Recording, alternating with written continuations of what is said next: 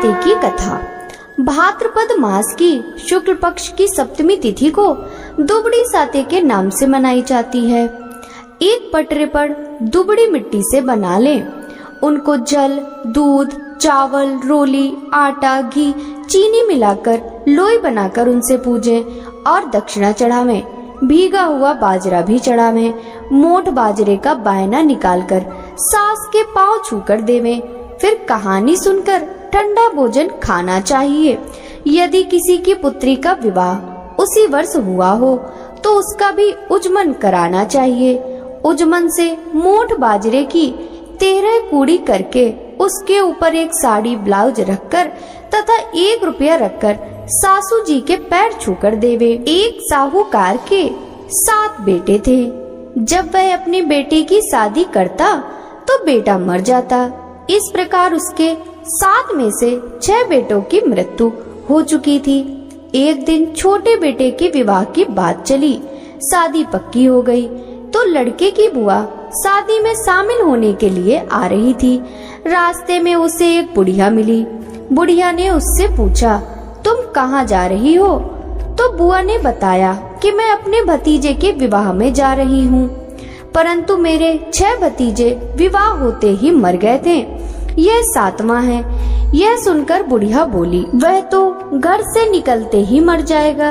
अगर बच गया तो रास्ते में एक पेड़ के नीचे दबकर मर जाएगा। अगर बच गया तो ससुराल में दरवाजा गिरने से दबकर मर जाएगा। अगर वहाँ से बच गया तो 7वें भावर पर सर्प के काटने से मर जाएगा। यह सुनकर बुआ बोली, माँ बचने का कोई उपाय है? तब बुढ़िया बोली, तो सही परंतु कठिन है। सुन, तुम लड़के को पीछे के रास्ते से निकालना। पेड़ के नीचे लड़के को मत बैठने देना। ससुराल में भी पीछे के दरवाजे से लेकर जाना। भावर के समय कच्चे करवे में कच्चा दूध और गरम लकड़ी लेकर बैठ जाना। जब भावर पड़े तो उसे डसने के लिए सांप आएगा तो सर्प के आगे करवा रख देना, और जब सर्प दूध पीने लगे तो सर्प के गले को गर्म लकड़ी से दाग देना। बाद में सापिन आएगी और सांप को मांगेगी। तब तुम उससे अपने 6 भतीजे को मांग लेना, वह उन्हें जीवित कर देगी।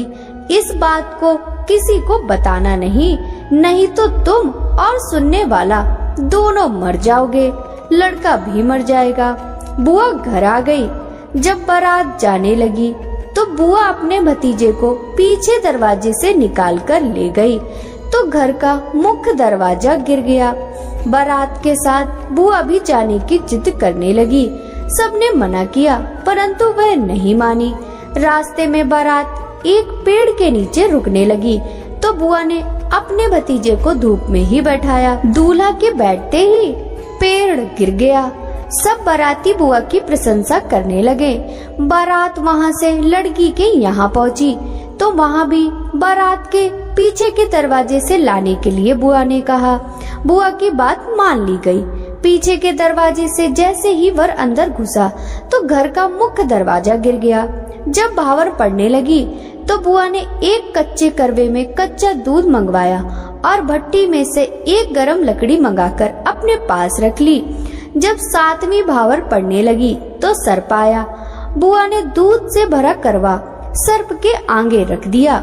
जब सर्प दूध पीने लगा तो बुआ ने सर्प के गले को जलती लकड़ी से दाग दिया। बाद में सापिन आकर अपने सर्प को मांगने लगी तो बुआ ने कहा, पहले मेरे 6 भतीजों को लाओ, तब तुम्हें सांप मिलेगा। सापिन ने उसके 6 भतीजे को जीवित कर दिया और सांप को लेकर चली गई। यह देखकर सब बाराती बुआ की प्रशंसा करने लगे। बारात के घर वापस आने पर बुआ ने सप्तमी के दिन दुबड़ी की पूजा की। इसी कारण इसको दुबड़ी साते कहते हैं। दुबड़ी मैया, जैसे तूने बुआ के 7 भतीजे दिए वैसे ही सबकी रक्षा करना।